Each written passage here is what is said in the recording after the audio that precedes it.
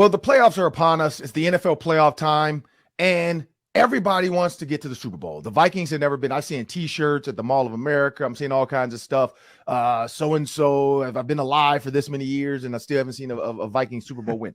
Imagine the Lions fans. They feel the same way. So you're not out there alone, Vikings fans. But when you think about this playoff run to get to the Super Bowl, the number 1 seed is not going to happen. Number 2 seed, possible, but are the 49ers going to lose? I don't know if they're going to lose to the Arizona Cardinals, but this is the NFL. Weirder things have happened. So the 49ers could lose to the Cardinals, and the Vikings could jump back to that 2 seed and draw number 7. But what's the most favorable path for the Vikings getting to the Super Bowl if you were to look at the playoff picture? I'll start with you, Sam. How about a favorable path and then the path that I want, which is the path of redemption? Let me give you first the favorable path. I think the 3 seed is a great spot to be. The Giants are a good matchup for the Vikings. The Giants don't have an offense that's going to put up a lot of points. They've already beaten them in their building. I like the Giants. Then I think you rely on Green Bay to win Sunday and then beat San Francisco in the first round. That sets up a Vikings game potentially against Tom Brady and the Buccaneers. They could come into your building. Tom Brady has been turning it around a little bit of late, but I still think that's a favorable matchup to Dak Prescott. Vikings beat the Bucs in round 2, and that sets up possibly a home game against the Packers in the NFC Championship. Now, that is the best path in terms of being a favorite, but how about this path, guys, to get redemption on past failures? First round, Packers. You get revenge for last week. You get revenge for 2012. You beat your rival. So you're the 2 and they're the 7. Round 1. Round 2, you bring in San Francisco to your building. You get revenge for 2019. Take down those Niners. And then NFC Championship at the Philadelphia Eagles. You get revenge for 2017 and 2008, by the way, when they also beat you. Revenge, revenge, revenge. That's what I'm after. That's the path that would feel the best if you actually made it. What you got, Luke?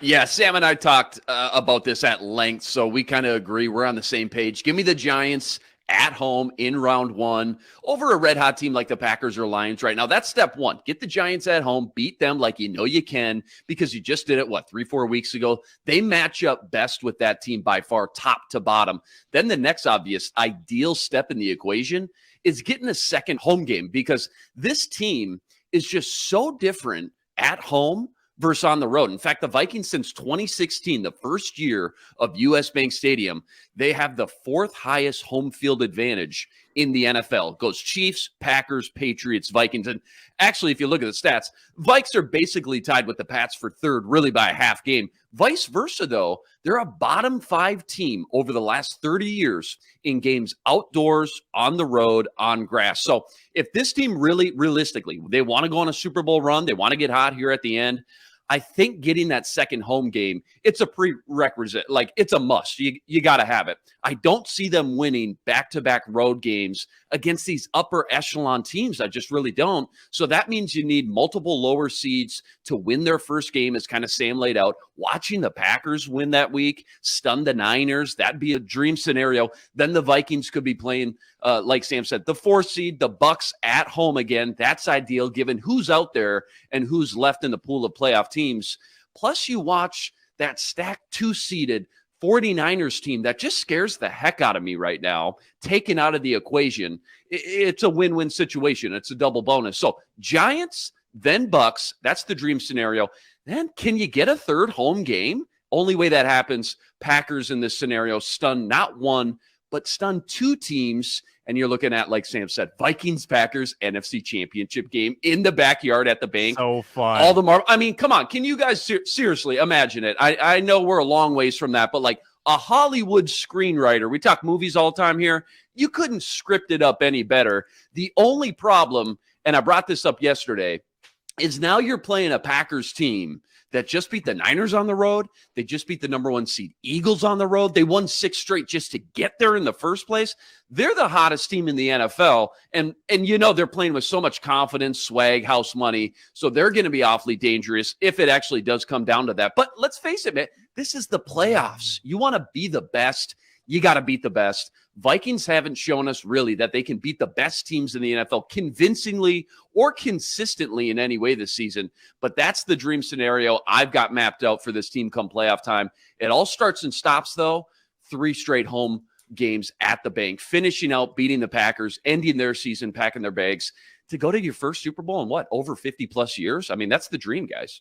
Peter I don't think there is I don't think there's a, Yeah, I don't Peter. think there's a favorable matchup. Like I really don't. I don't feel like there's a favorable path for the Vikings. I don't feel like any of these teams you want right now. Like the Buccaneers are throwing the ball well now. Tom Brady is clicking on all cylinders. Giselle's gone, so he's like sitting at home all the time watching film. You got the Cowboys who can run the ball down your throat. You got the 49ers who can run the ball. All of a sudden, they found magic in a bottle with Brock Purdy. The Eagles are still the Eagles. Their defense is really good. Jalen Hurts will be back for the playoffs. Not sure how healthy he'll be. The Giants can run the ball. We've seen them do that. Their defense is clicking. Kayvon Thibodeau is finally now being the guy that they drafted. The Seahawks, the only one that I really like, honestly, are the Seahawks. Like, if the Vikings somehow can play the Seahawks, that works. And this is where I think we're forgetting. The Rams are still a solid team that every once in a while can get hot. Mm-hmm. Now, they don't have all their team and all their players, but they can put something together when it matters. And I feel like this is one of those weekends.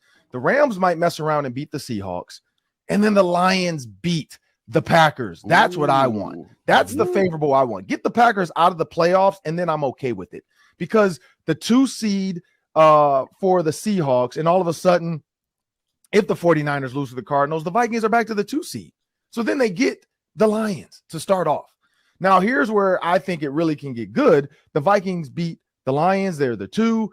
The 4 plays the 5. They win. The 3 plays which is the 49ers play the Giants. 49ers win. Then the Vikings get the 49ers, but at home. They get Brock Purdy in US Bank Stadium. And I think that's the big difference. The 49ers have to come to Minnesota.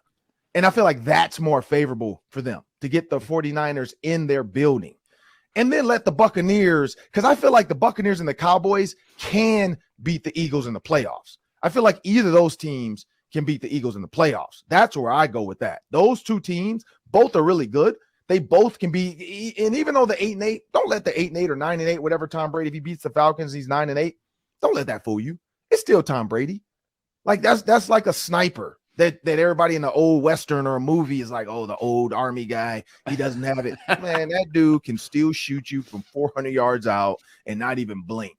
Like Tom Brady can still get it done. So that's where I look at that. You got the Cowboys or the Bucks, whoever has to go beat the Eagles, which I think they can, and then they have to travel to Minnesota. Of the 2, give me the Bucks though. I don't want the Cowboys. Give me the Bucks over that, because Tom Brady, again, in your building, it gets loud. He can't run. You can get after him. You can draw up a pass defense that you don't have to worry about Tom Brady beat you with his legs. Now, many teams have tried this and it didn't work, and Mike Evans is going off. So it's the Mike Evans versus Duke Shelley, or Mike Evans versus Patrick Peterson, and he's not fast. I mean, he can run, but he's not fast. So I feel like that's the guy, Patrick Peterson. If you just give him some kind of off cover 3 coverage, he should be fine. But in my opinion, that's the way I want to go with it. I'd rather see the Lions get in because I need the Lions to get in. I don't want the Packers in there. I want the Lions.